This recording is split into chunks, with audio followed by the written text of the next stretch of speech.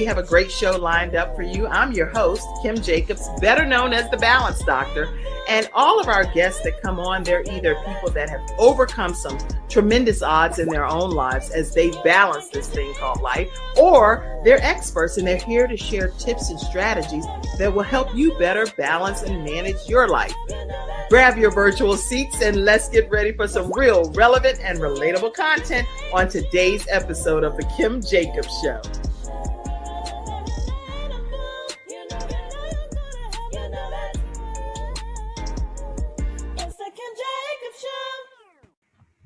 Hello, everyone, and welcome to this episode of The Kim Jacobs Show. Yes, we are talking today with prophetess Yolanda Gayton, and she's going to be talking today about what was meant to kill her. She survived it.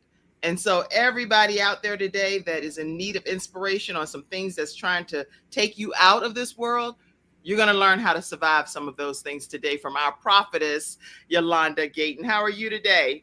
I am well. How are you? So excited to be here. I know we were backstage like, because it's like we finally connect. People don't get to see all the behind the scenes stuff, right? Yes. But I am so honored to have you here today. And your story is nothing short of invigorating. It's a roller coaster ride. It's heartbreaking. It's heartwarming. It's heart-wrenching. You name it. It's going to happen throughout this episode today. So I want everybody to invite your friends and family to be a part of our discussion. And we're going to go ahead and literally just get right into it because there's so much meat on the bone here to unpack. So I really want to make sure that we get into everything. So Yolanda Gayton, she is an acclaimed author many times over. She's made significant impact in the literary world with 6 best-selling books out of 8. I know that there's about 12 or so that really encompass everything that she's done, but 6 best-selling books. Her writings delve into the complex themes such as mental and physical abuse. So a lot to unpack in her books pertaining to mental and physical abuse, offering insightful and empowering perspectives. So I am really excited to introduce this woman because she's going to be sharing her personal journey and her own testament of being resilient and really determined to be an overcomer. Lots about her personal note of her life, but she's been married for 27 years, and I'll let her tell you the rest of her journey and all of the hats that she wears as well, and celebrating something very important coming up really soon. So welcome, Yolanda Gayton, to the Kim Jacobs Show. Thank you. Thank you so much for having me. I'm so glad you're here. So glad. Okay. So your story, as I said, is really inspiring. It's incredibly inspiring. So I'm really glad that you're here today to just take us through it. I want you to, if you will, share a little bit about your journey and what led you to ultimately say that I survived what was meant to kill me. Yes. So as far back that I can really remember, it was around the age of 5 years old. Mm-hmm. And basically, my mother and father abandoned me and they were nowhere to be found. And I remember my great grandmother raising me, who was like 70 plus. She only had a first grade education. She only knew how to sign her name. And I remember even at that early age, I remember that my life was different from the other children. You know, where other children had, their hair pretty combed and their bows and, mom and dad was there. And right. I didn't have those things present. So I quickly realized that things were different for me. Yeah. So when you are being raised by a 75-year-old, you say grandmother that has a great grandmother who has a first grade education. One thing she had was a lot of love in her heart because she didn't want to see you get put in the streets type of situation or going into some uncharted territory, being with families that you would be possibly passed around with. And so she did have the ability to love, even though she didn't have that education, right? Right. And how did that work growing up under her leadership?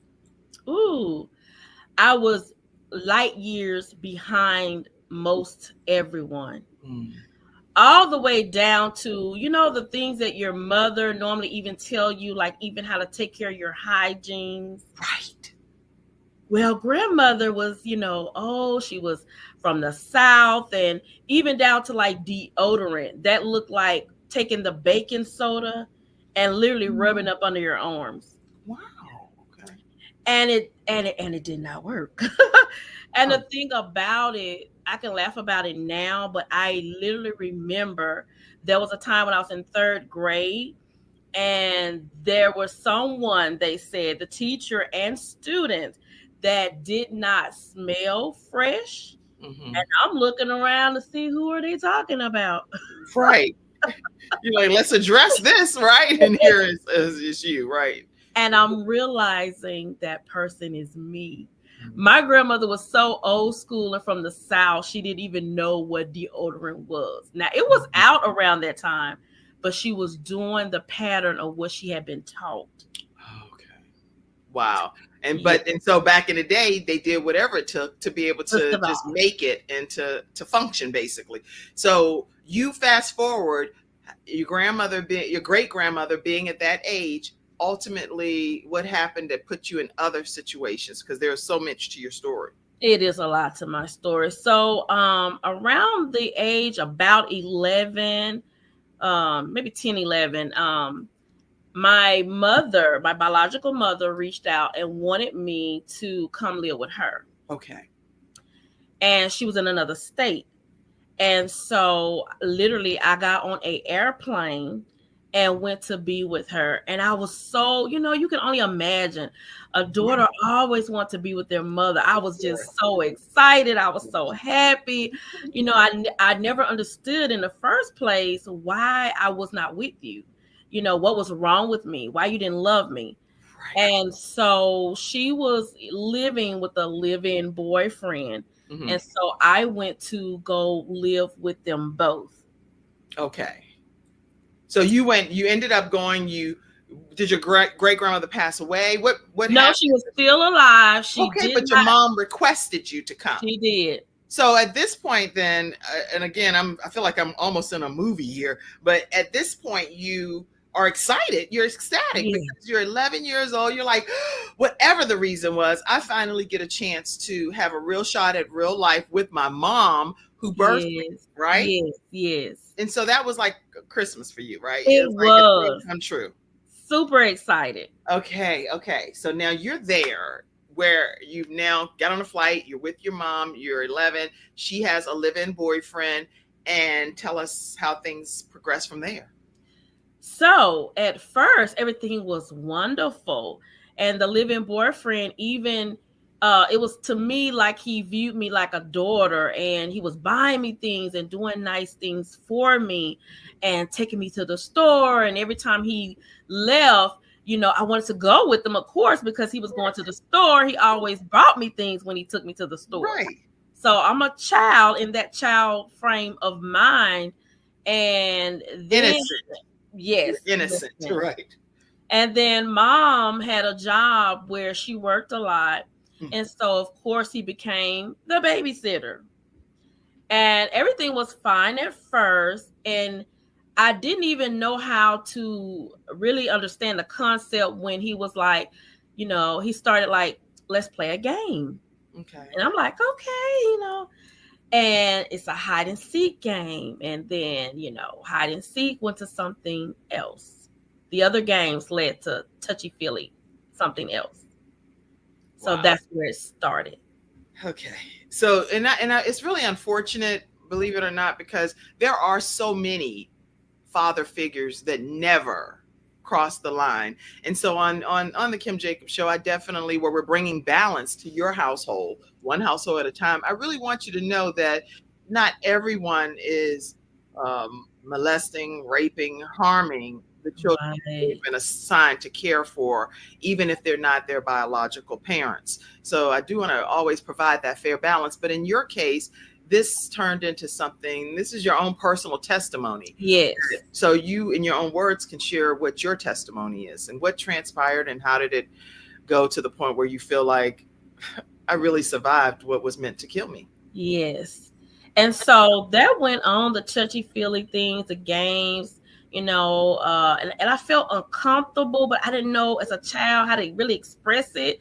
It was tickle, tickle, tickle, and then rub in places that hands shouldn't have not been. And so I was weird. I was, like trying to focus, like what's going on, didn't know.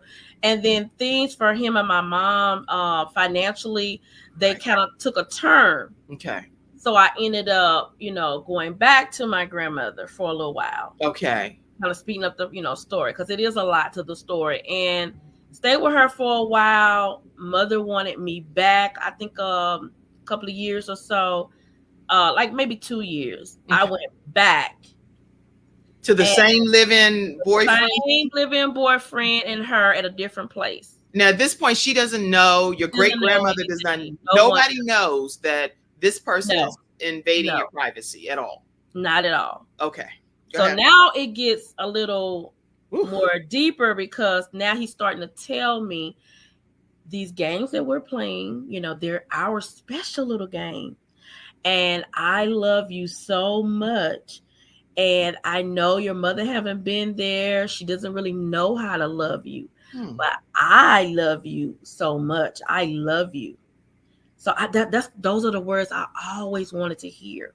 Although, like you're saying, I know now that grandmother had to have loved me, but she was not a person that knew how to express love, give love, gave hugs, gave kisses. She wasn't that type of grandmother. Okay. So to hear him say, I love you, really, really resonated with you, and you wanted to do whatever was going to make that situation come to pass in a positive light. But so he's according to you, obviously he's infracting on your life and doing some things that at a young age that should never be happening from an adult, right? So how does this, fast forward and tell us, how does this ultimately get discovered? How do you get to safety in this situation? Who did you trust? I have so many questions. So just tell us. Okay. So like most people that experience this type of thing, it's always seemed like the same storyline, as far as the man saying, don't tell anyone. Right. This is our secret. You're special to me. And then later on, he got more aggressive and said, if you tell anyone, I'm going to kill you, and I'm going to kill your mother. Aww. And I will kill your whole family. And I didn't know what to do with that or how to process that. I just believed him. Right. So it went on with touchy-feely doing things to a full-blown, contact completely. It was completely, rape. And so that went on for a while mom was at work. A couple of times. I've never told anyone that, but I'm really ready to let my story be really heard, even a few times while she was there, completely drunk. So one day my mother came home early for lunch, and she unlocked the door, and that little change, I don't know if a lot of y'all know, it's kind of an old school. The little in the projects, that chain. Yep. Yes. That metal chain, like that really wasn't going to keep anybody out, but for some reason it made you feel more secure. Right. And so she unlocked, then she tried to come in, and she's like, what's going on? And then I noticed someone had came in. I was like, I can break her loose. So he got nervous and kind of got up off of me. And then I was able to break her loose and holler and scream and run to the bathroom. So she's peeping in. She's at an angle where she can see me running to the bathroom. She gets in and she's like going off, like, what's going on? Why is London running from our bedroom to the... He's like, oh, he's like, oh, it's not, what you thinking? She was like, I don't know what to think. What's going on? And then I was like, okay, just say it. Just tell her. Just tell your mom. Okay. Yes.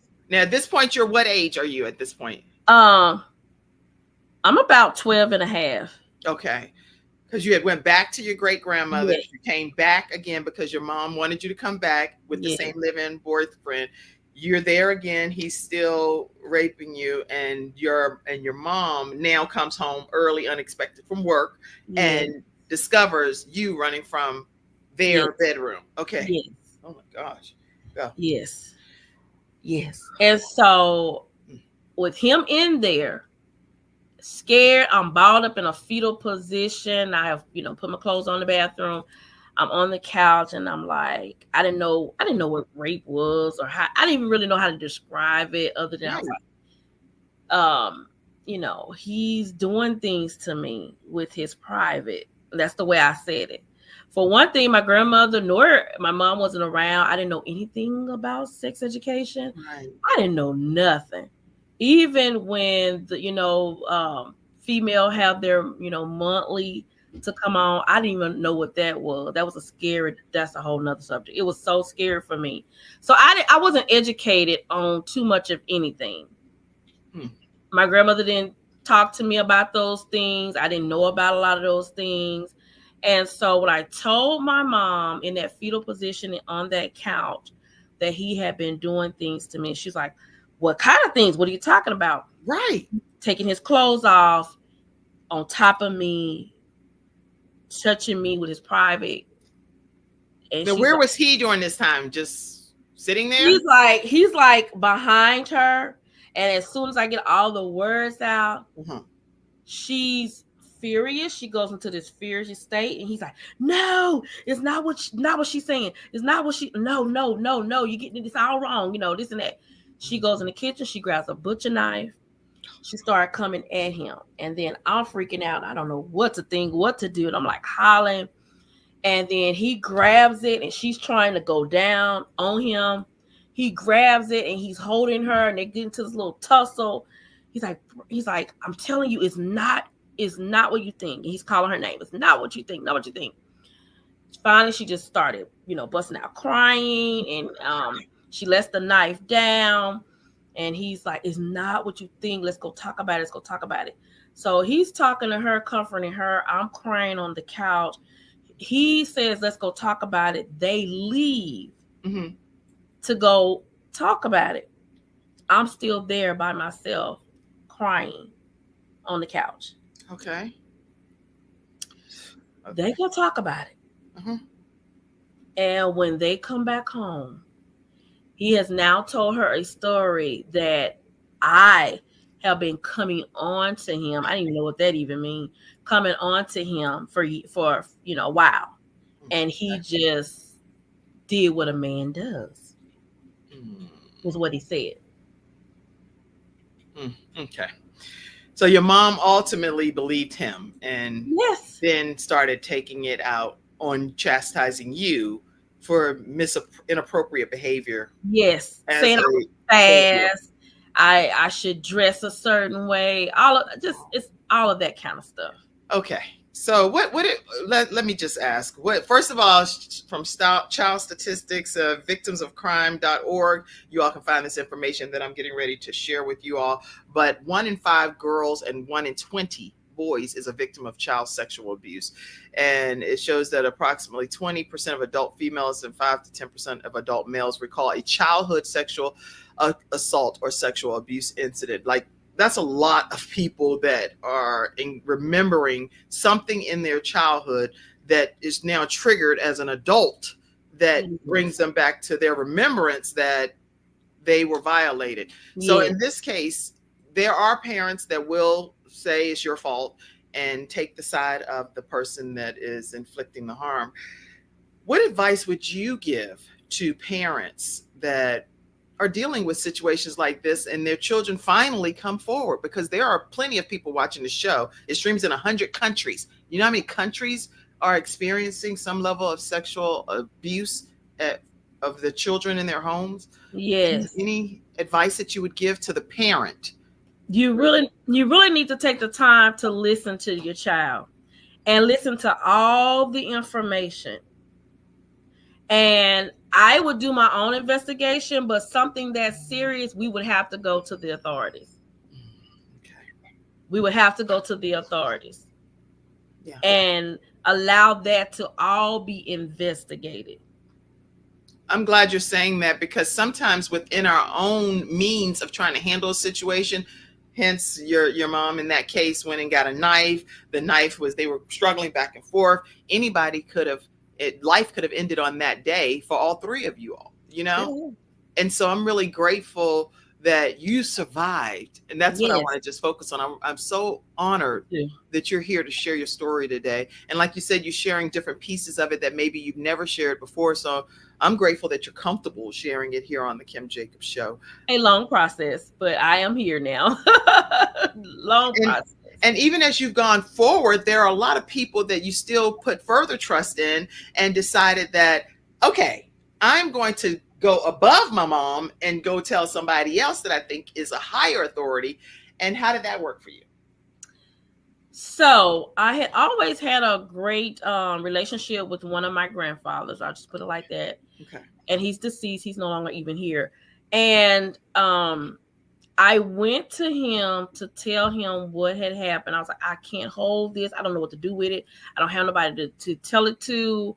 And I told him what was going on. I thought it was good until he started touching. He started feeling. He started rubbing.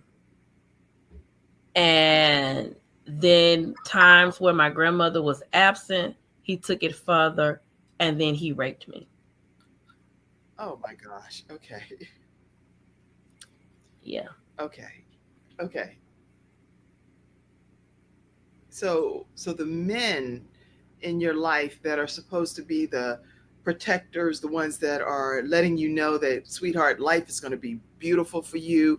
I'm here to show you how a man should treat you, how a man should care for you. They are the ones that are violating you. And yes. Okay. Oh, wow. So in the midst of all of this, you really feel isolated, alone, abandoned. What are some of the things I'm putting words in your mouth. What did you feel? I don't know. I don't know what I would have felt during those moments. I felt dirty. I felt very dirty. I feel super dirty. And even when I, bath, I still feel dirty. I feel nasty. I feel disgusted. So now at that particular time, I'm thinking my mother was nowhere to be found. My father was nowhere to be found. Now the people that I put trust in and including my mom, like they all failed me. They all let me down. So this is when I first started struggling with a little depression and didn't even know that it was called depression. Of course. So you're out of the house. Your mom gets you out of the house again, basically, as a result of what happened?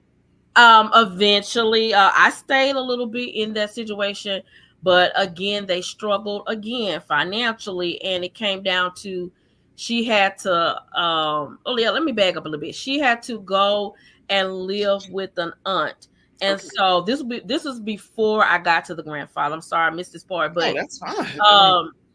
This is a movie. You need to present this to Lifetime or something. I've always dreamed that my life, that it would be told on Lifetime. I've always dreamed that.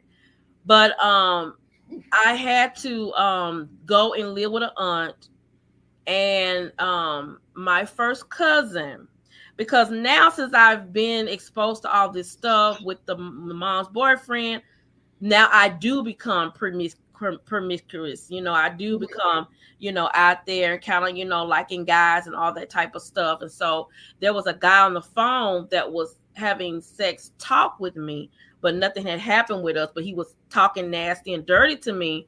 A cousin overheard him talking to me. And then he came to me and said, hey, all that stuff that guy was talking to you about, he's like, I'm going to tell your mom about it unless you do that with me. This is a first cousin. This is a first cousin. So like your mother's brother's child or sister? A mother's sibling's child. Yeah. So he overheard you talking to someone else and could hear the conversation and use that. Get on another line, another phone. And then he used that to bait you to have intercourse with him. And I said, no, right off the bat. I said, it's not happening. No. Well, I'm going to tell your mom. No, please don't do that. No. He said, I am. I said, don't do that. Don't do that. And so I was on pins and needles for days, wondering when he was going to just tell her. He held it and kept threatening with me, trying to make me come to him on my own. And then one day, when his mom left, my mom left, no one was in the house, I was in the room, sleep. He came, he got on top of me, he held me down, he put his hand over my mouth, and then he raped me. And did you ever get anybody in your family to understand? I held that one. I held that one for almost 27 years. I held that one. So what's making you today, which I appreciate the fact that you are here sharing your story. And I think that every woman that has ever experienced something like this, I don't care how many years it is later, I would imagine that it would be some level of therapeutic relief for you to be able to share your story. What's making you share it right now on the Kim Jacobs Show? Because you're an author of 12 books and all of this stuff. We're here to talk about a lot of other things. Yes. But this is, I'm just going by the leading of God here, in my opinion, that we're going to stay here for a second so that it helps somebody else at the level that they may need to be ministered to. What made you share your story here on the Kim Jacobs Show? I'm a big fan of Myles Munroe. I know he's, for those that know who that is, he's deceased and passed on. But he always talked about dying empty. And for a long time, I was like, dying empty, what does that mean? What does that look like? So all the things that I have went through, I want to die empty that is out and that is helping someone. I don't want what I went through to be in vain. I want someone to hear my story, and I want them to find healing, find safety, get a revelation. I want to die empty. I'm so glad you're saying that. Yeah, Les Brown often says that as well. And he often talks about the fact that we don't want to go to our grave and we're laying on our deathbed, and surrounding us are all of our gifts, all of our talents. And they're angry that they were put inside of our body on this earth. And so you were inspired by Dr. Myles Munroe for that saying. I was inspired by Les Brown for that same saying.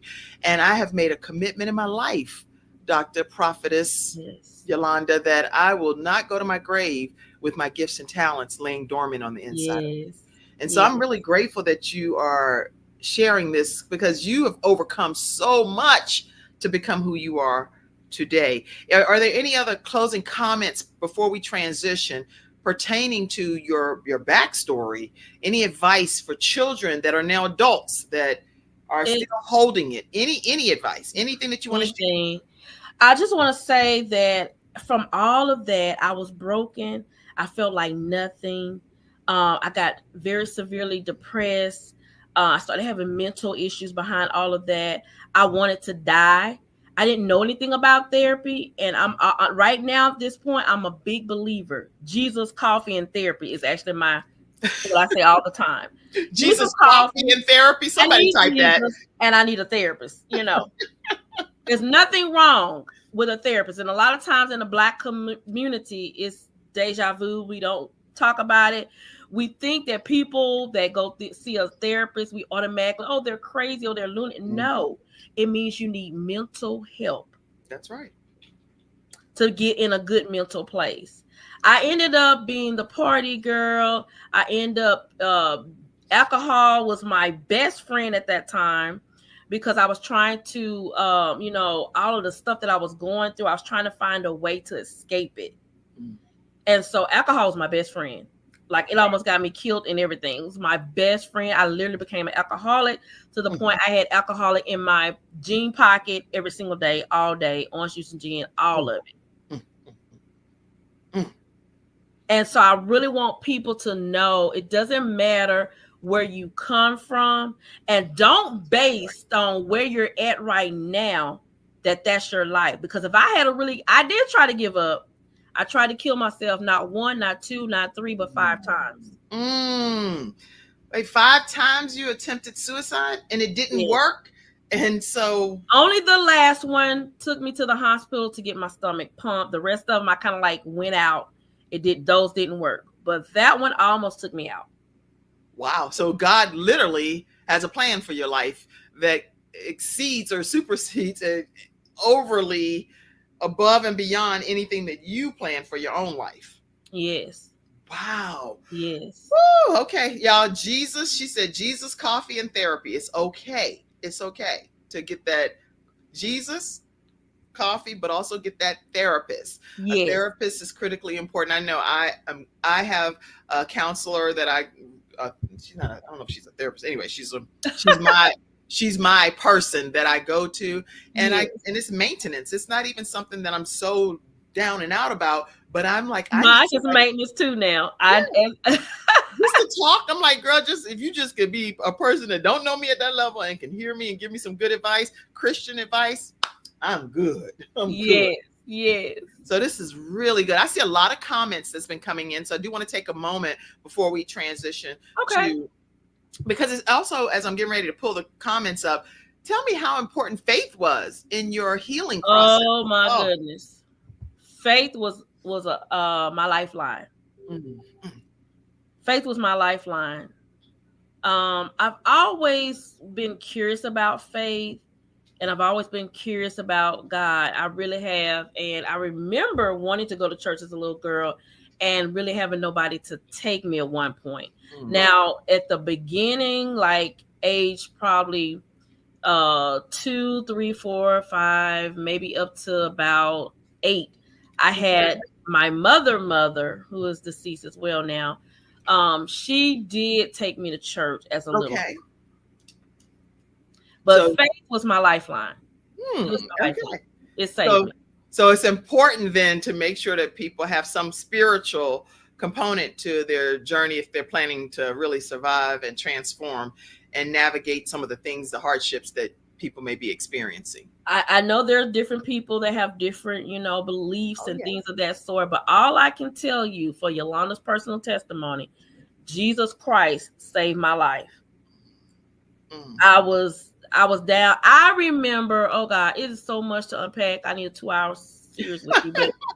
But I remember one of the relationships that I was in for a year and a half to find out, as someone knocked on my door after a year and a half, that I like to say he had a whole wife. I wrote a chapter about that in one of my books too. Had a whole wife.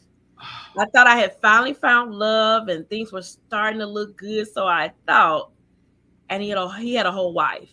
So the husband that I'm married to now, I cried on his shoulder to tell him, the man that I was in love with, that I wanted to be with for the rest of my life. Mm-hmm. I find out now he has a whole wife, and I am torn.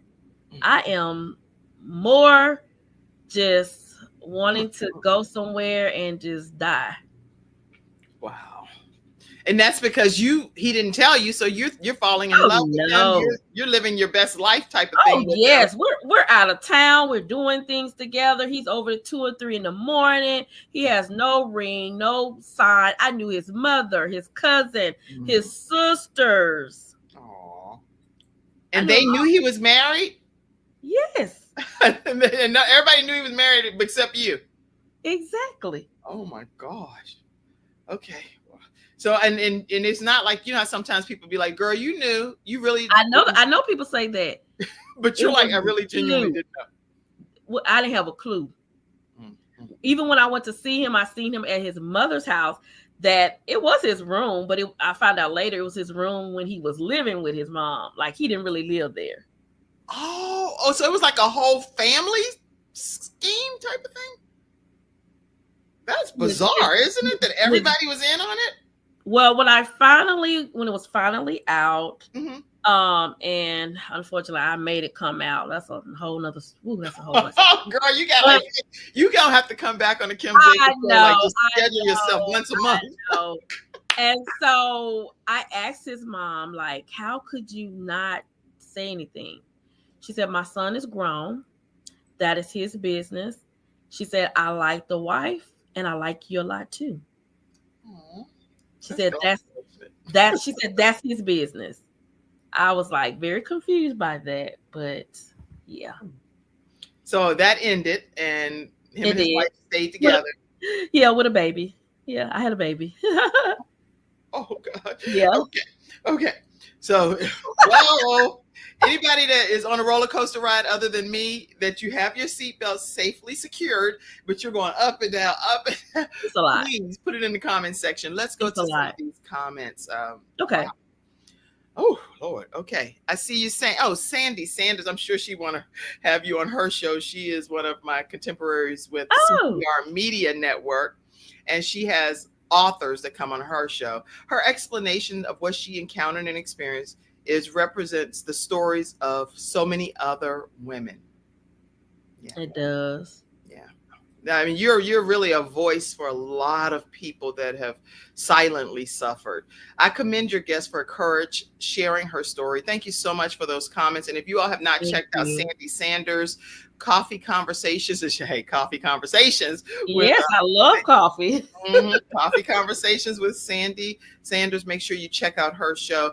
Wow. Nijong says, good evening, ma'am, because he's out of the country. So it's evening where he is. And let us know where you're visiting in from, Nijong. We'd love to know that. Again, the Kim Jacobs Show is on CTR Media Network, and it's in 100 countries.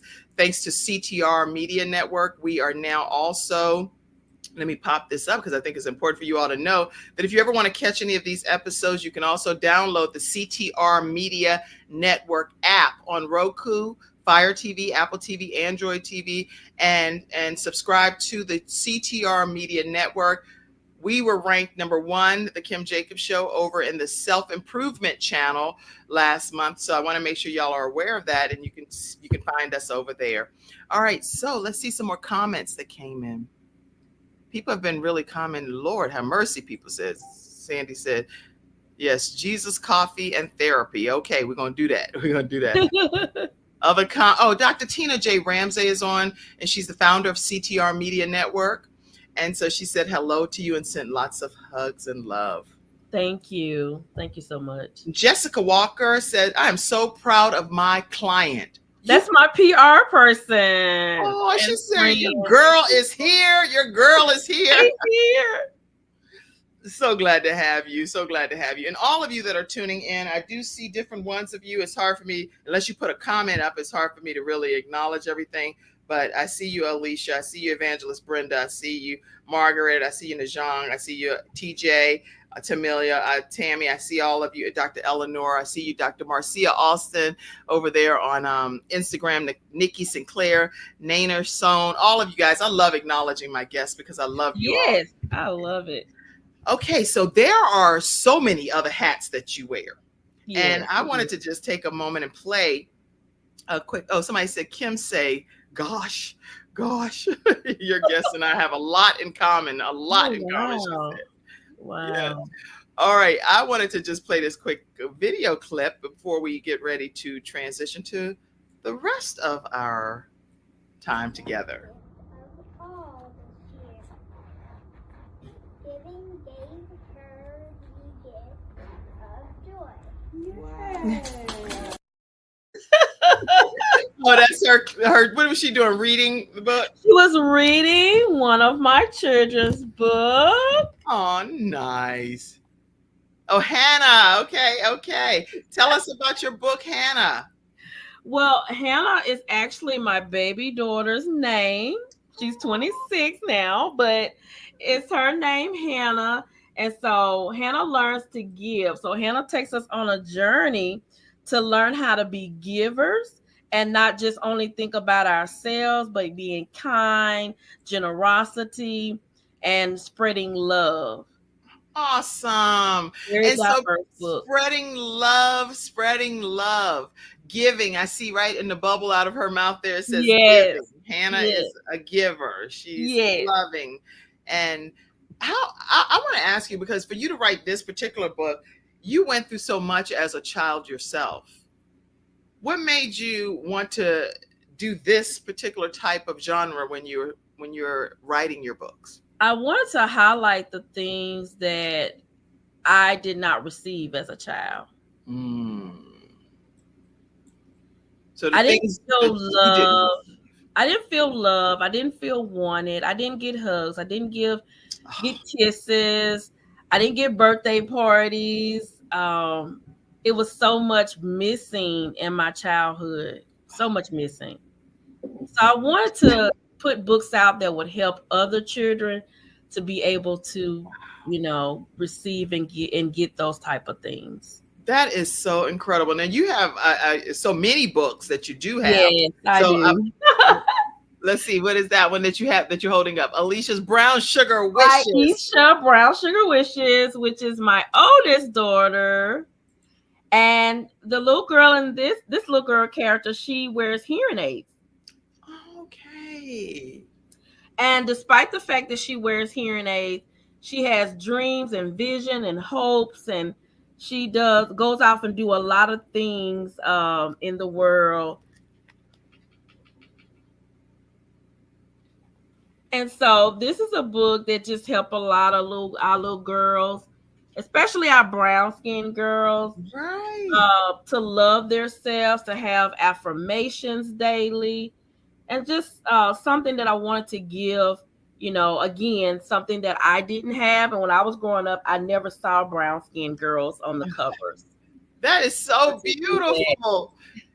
And yet and they're beautiful images of do they resemble your children actually? Yes, they are their faces that the illustrator used from a picture and drew them in at that age. Yes. I love it. Yes. I love it. My Time to Shine. I have all of these right here on this image. That's all of them. That's it. So I was like, I got the image for you right here. Unbound. I see Hannah. Yes. I see your logo over there, and Aisha's Brown Sugar Wishes. And then the one that you're holding up right now, tell us what that one is. That's My Time to Shine. It's an affirmation coloring book. This one is on Amazon. Yes. And it's all of like my different sayings in this coloring book. Like, yes, queen. And I actually have one in here that talks about Jesus and coffee, because I say that all the time. I'm like, Jesus, coffee, and the therapist. Like, yeah, right. Give me that and I'm good to go. I need to go ahead and make a t-shirt from it. But of course. Jesus and therapy. Yes, come through Jesus and therapy. I definitely am in that club. I think all people, not men or women only, everybody should have some kind of therapist in their life. I agree. I totally agree. Yes. And then I recently received Literary Advocate of the Year. Yes. Okay. You're proud of that. Yeah. You deserve every honor that can be poured on you. I want people to know how they can get all of your books. Let's tell them how they can go about getting the books. So Aisha Brown Sugar Wishes and My Time to Shine. It is on Amazon. Okay. It is on Amazon. Unbound and the hardcover of Hannah Learns to Give. You can get that through going through Facebook, and there's a place for you to scan it, and it will take you directly to those books. Okay, so if they go to Yolanda Gayden on Facebook, they'll find every way to get your materials. Yes. Okay, so on Facebook, everybody, that's the main platform that Yolanda is on, and everything about her is there. And if you go there, you'll see all of her books on My Time to Shine, the coloring book. That's a great adult coloring book. My mom, oh my gosh, my mom will lose it to have that. She likes adult coloring books, and she'll lose it to have that one because it's so affirming. And then Hannah, and making sure that you learn more about how to be giving and loving and compassionate and just a sweet soul is what Hannah is, her youngest child. And then Aisha, being able to have that brown sugar, dark chocolate. Yes. And even with the hearing aids, not letting life limit you and have what people consider a disability. I personally call it a difference ability because I have 3 children. And I call it my superpower. Oh, look at that. Look at that. So let me talk to us about it. Okay, let me say this. God's telling me to bag up. So the hearing aids, Aisha doesn't have a hearing issue, and the real Aisha doesn't.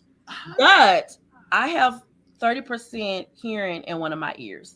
Oh, so I combine my story to this story. And so that is one of my disabilities. I also have ADHD, and I also have dyslexic. Well, it has worked in your favor to bless this world. That's for sure. It's truly my superpower.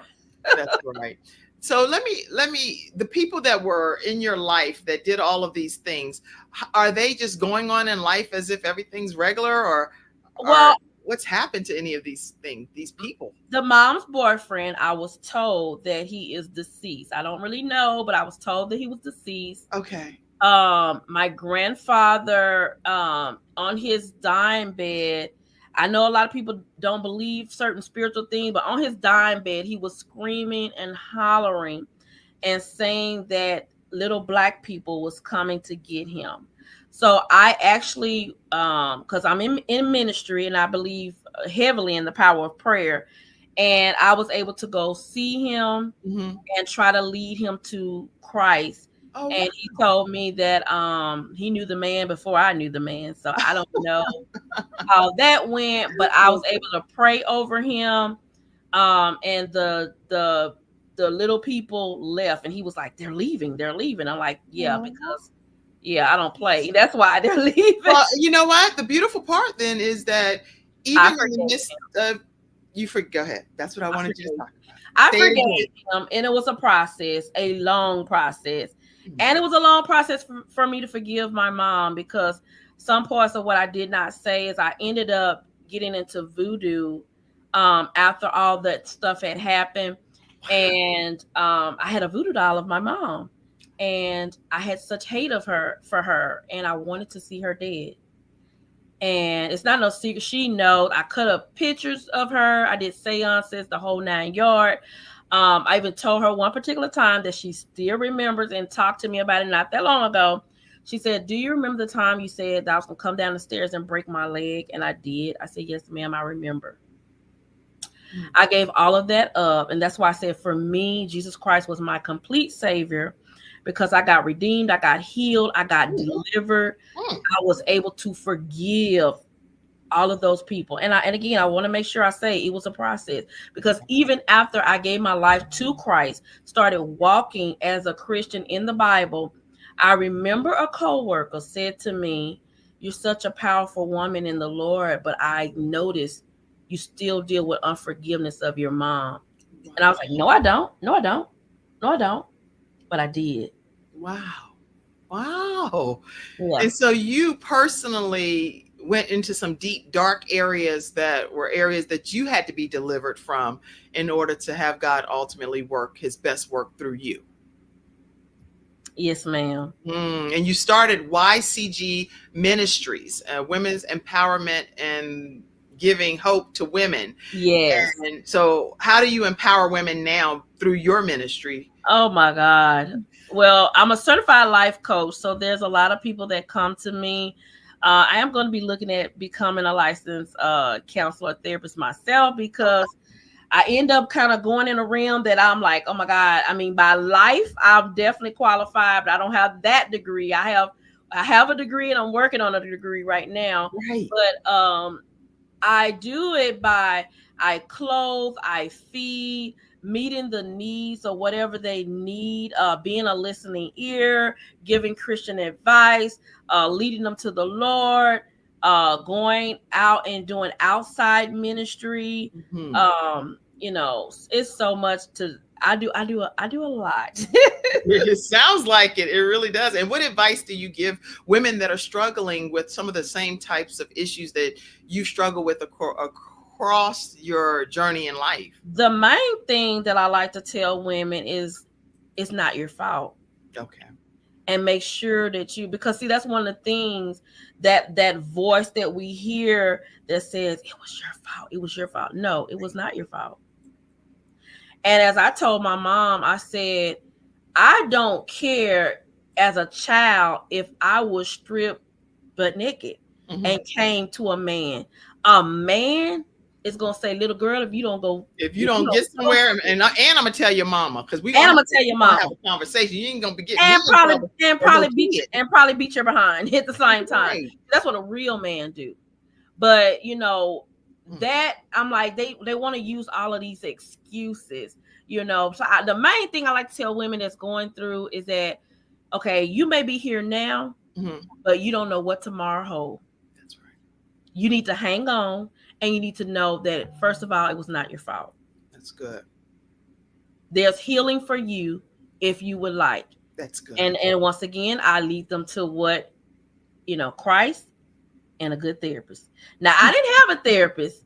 As a matter of fact, very interesting. I just got a therapist like the middle of last year. Okay. And she is amazed by my story. And we, I just told her, I just, want someone that I could just maintenance, like you said, maintenance everything. Because she's like, girl, I'm trying to see how you made it this far. It's a lot. It's a lot. And I'm really impressed with the beautiful smile, the great joy that's permeating through your being in the midst of everything that you've experienced and overcame. So this is God has been so amazing to me. Once again, not pushing God or religion on anyone. I found relationship through God. On this show, you talk about God all day long.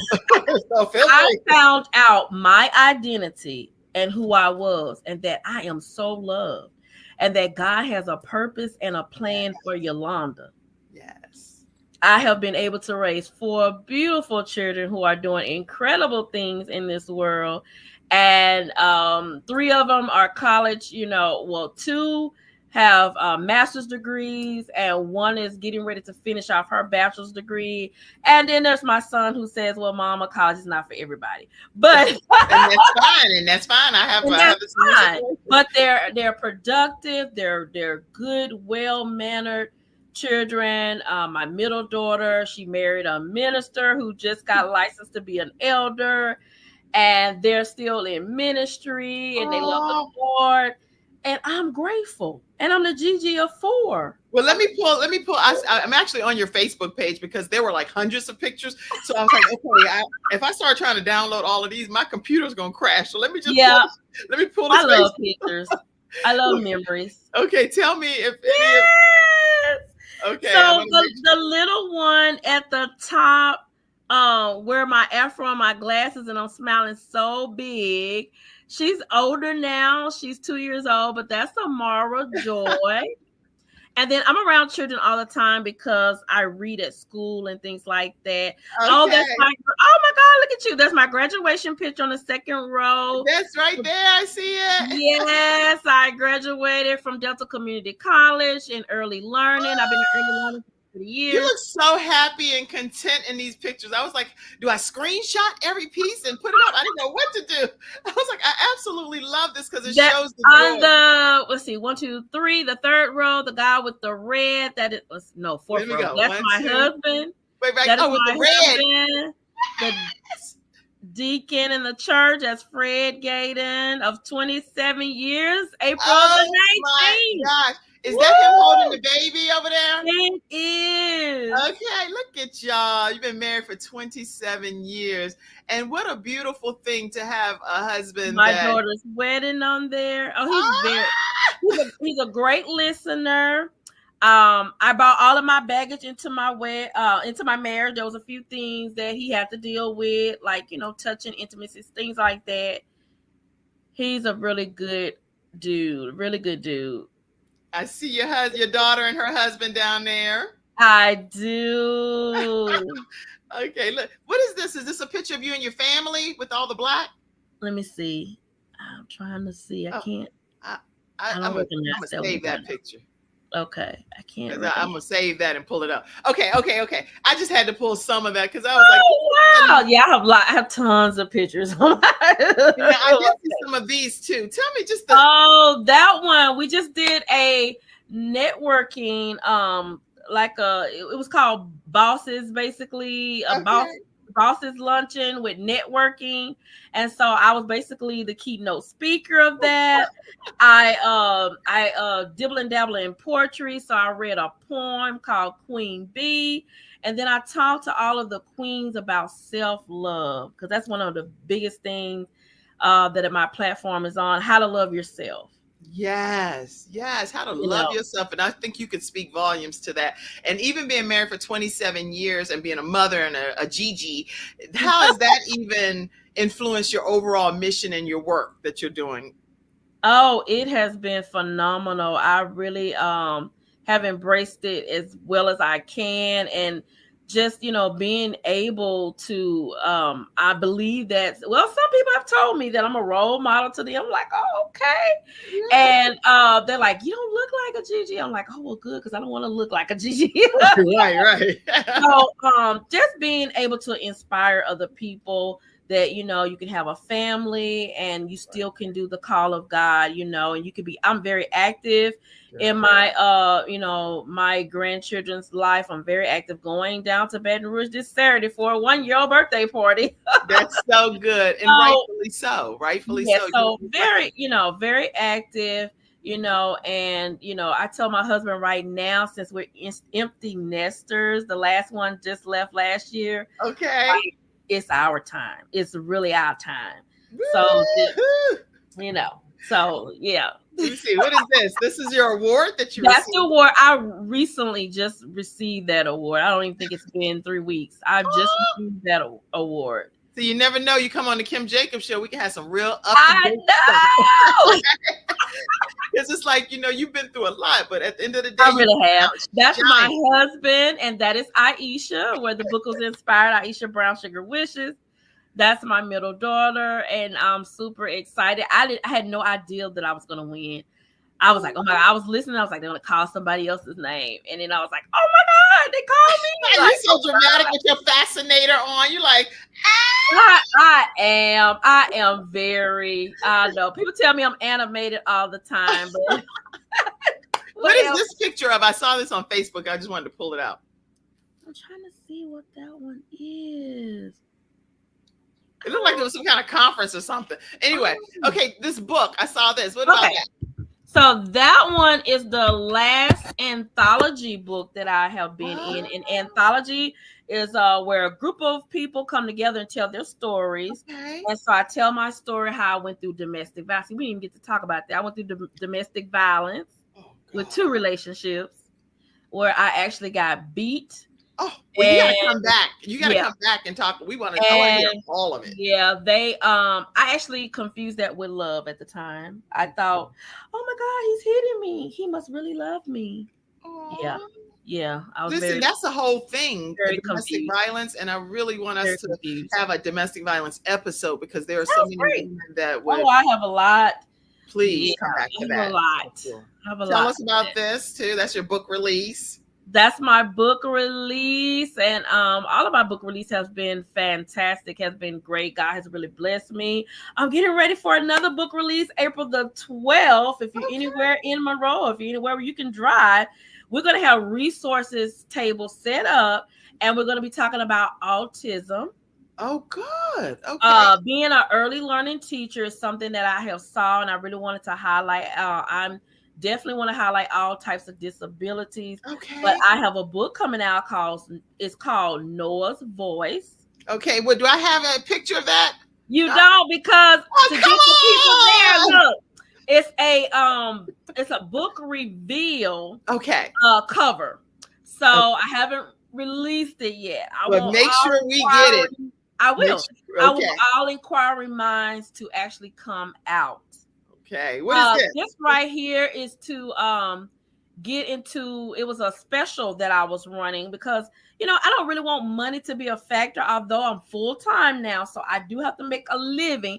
But I ran a special to get clients to come in and see how I do my life coaching and how I could be beneficial to them. Right. And so I was giving them an opportunity by running a special. Oh, nice. Okay, that's great. And I'm make sure you all get that QR code. Oh my God. And make sure you get the QR code if you want to go ahead and screen that so that you can take advantage of the special. Yes. Okay. And this was Mommy and Me Affirmation Social. Oh my God, it was phenomenal. Okay. I so enjoyed it. I also I read another poem that I had did. God been doing me about going and revisiting poetry. I used to write it all the time. Come through poetry. Yeah, so I did that, and then I also talked about self-love because it's just really like my staple point, besides talking about all the other things that I can elaborate and talk about on a personal note from personal experience. God has been good to me. I've had a really blessed life. If I was to go home and be with the Lord today, not ready, but if that was his choice, I can honestly say the little girl who was lost, who was confused, who was broken, wanted to die, who had depression that I was fighting, who thought I was worthless, who cried myself to bed many nights. I was talking about cried hysterical.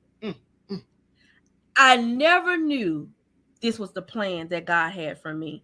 I help change lives. I do a lot of ministry. I work a lot of departments in my local church. Shout out to my pastor, Pastor Ronald L. Green, and my first lady. Pastor Ronald L. Green, where are they located? Come on. They're in Monroe, Louisiana. My first lady, Marilyn Diane Green, who is also my big sister. She adopted me 30 years ago, and she is a phenomenal big sister. I love both of them. I love my ministry. It's in Monroe, Louisiana, on Highway 15, Spirit of Deliverance Church of God in Christ. I'm a Kojic girl. All right. I'm a Kojic over here too.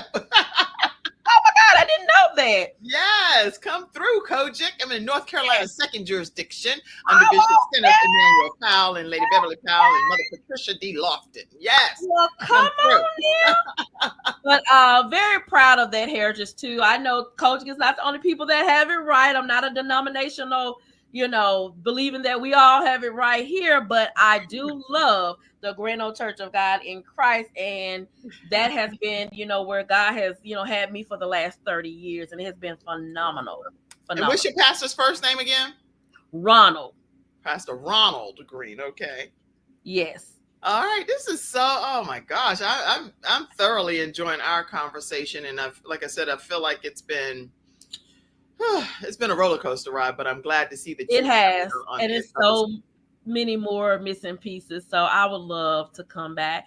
And those are just someone buying the Hannah books, and I had to put them in a little cover to protect them. I think that person bought like 10 a piece. The Sensory family event, it was another guy is really big. All of my events, Monroe have showed up and showed out, and I'm very thankful, very, very thankful. It sounds like you're just oozing with gratitude. I am. That's what I think I'm walking away with. No matter what happens in our lives, our circumstances don't always dictate the outcome of our destiny. There you go. And so I just want to give a shout out again to your husband. I think for him to be there by your side for so many years, and you all are happy and Gigi and granddads and all of that stuff. He's Pawpaw. He's Pawpaw. He's Pawpaw. Okay, Pawpaw. That's so beautiful. Is there anything else that you wanted to say that would be something that you want people to walk away knowing about you? Because this picture right here is the picture. It's the epic picture to me to say, girl, I got the last laugh. I'm living my best life. and once again, I truly am. God, I really wish I could put it into words, but when I say God has been so faithful, I don't want to do this. God has been so faithful to me. I have had an incredible, amazing life full of love. Thank you, Jesus. All the things, that I wasn't given as a little girl, God has more than made up for it. All the birthdays that I didn't celebrate as a little girl, people will tell you here at Monroe, I celebrate my birthdays in a grand way. What do you do for your birthday? Tell us. Oh, a lot of times, like I think the last one I did, I had a photographer, I had decorations, we went to a restaurant, I had a huge big cake. People around me, so just showed love and gave gifts. They got to stand up and speak. A lot of people told me, what I meant to them in their lives. I had student workers. Oh, thank you, Nina. Said, we love you, Yolanda Gaydon. Oh, sweet. Thank you so much. Hey, beautiful. My mom said, I love. I love. And then let me say this too. Sandy Sanders said, powerful. These are the type of testimonies that will lead other people to Christ. Yes, I'm very transparent, and I don't think it's no other way to, go. People look at me now, and I get people all the time say, oh my God, you're this author, you're this motivational speaker, you're this certified life coach. Oh my God, you're doing all these wonderful big, things. And I'm like, you're looking at glory. But can I give you a few minutes to tell you my story? You're looking at the glory, but only if you knew the story behind the glory. Thank you, Jesus. Girl, you're gonna have me over here like laid back. Like you in your office, yes, but I will be slain in the spirit anywhere. The little girl that used to be so broken, that I became a bully. I struggled in school. Now, there were some things I did really well. I've always done really well in English and history. I always made straight A's through all of it. But I struggled because I didn't know I had a learning disability. It was not talked about during those days. My grandmother, of course, didn't know. She couldn't help me with anything. Homework, I was always on my own. But I was always a reader. Even when I struggled reading, I always read. And one thing grandmother did deposit that I think is a big part of who I am today. A lot of things she deposited, but this one in particular, I was in a book club and I had books coming to the house all the time. Oh, good. And so, but I never saw brown skinned little girls that look like me.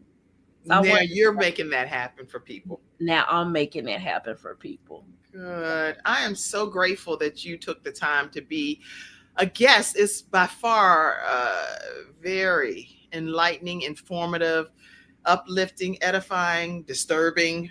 You can put any kind of adjectives in there. There's been a lot on this episode today. I encourage you all, if you have not supported our broadcast, The Kim Jacobs Show, this is how we bring guests to your home. We let you be right in the comfort of your home, and you're enjoying a beautiful experience, something that might literally be that one missing piece of the puzzle that changes everything for your life. I'm hoping that you will partner with us and just send a donation to Kim Jacobs, to our Kim Jacobs Show. You can do it through Zelle, Apple Cash at 704-962-7161, or you can do it through Venmo at The Kim Jacobs Show. If you wanted to do it through PayPal, it's paypal.me/Kim Jacobs Inc. We have audio podcast listeners, so that's the only reason I'm reading it out. But I encourage you, if you haven't partnered with us yet, to partner with us. And today I see on here one of our partners, Dr. Marcia Alston. Thank you so much for being one of our partners. You believe in the Kim Jacobs Show, and it shows, and we appreciate you.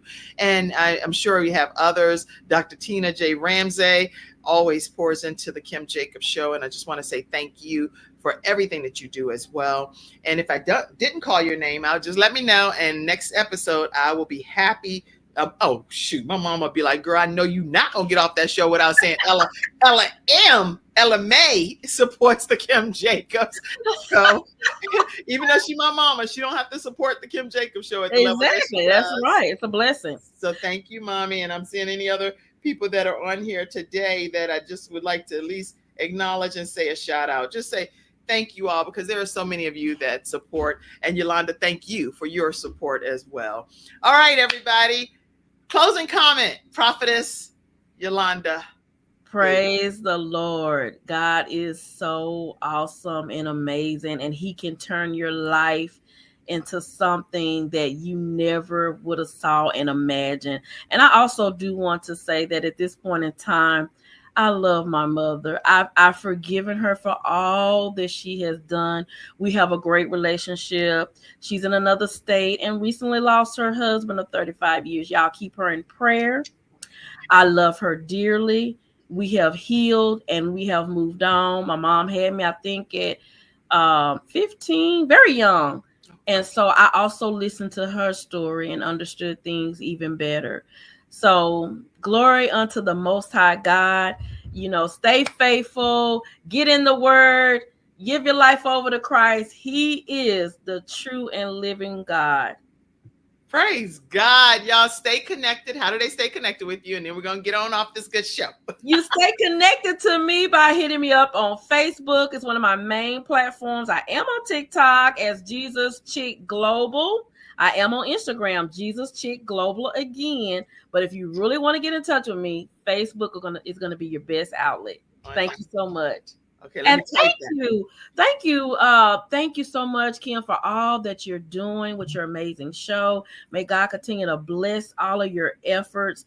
Continue to go forth and continue to do the work of the Lord. Thank you so much for being here. You've made my heart glad. My cheeks are burning from just smiling and being with you and spending this time. Thank you all for tuning in today. Listen, tune in Monday through Friday at 11 o'clock a.m. Eastern Standard Time, right here on the Kim Jacobs Show. Thank your daughter, too, for getting that video clip over. We appreciate your work. All right, everybody. Love you all, and we'll see you again tomorrow at 11 o'clock a.m. Eastern Standard Time. Oh, wait. What am I doing? I got to make sure I tell y'all this.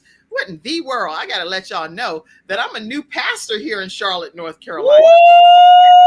And we invite you to be a part of our Sunday worship experience on Sundays. If you have not come to visit with us yet, we'll put it over in the comments section.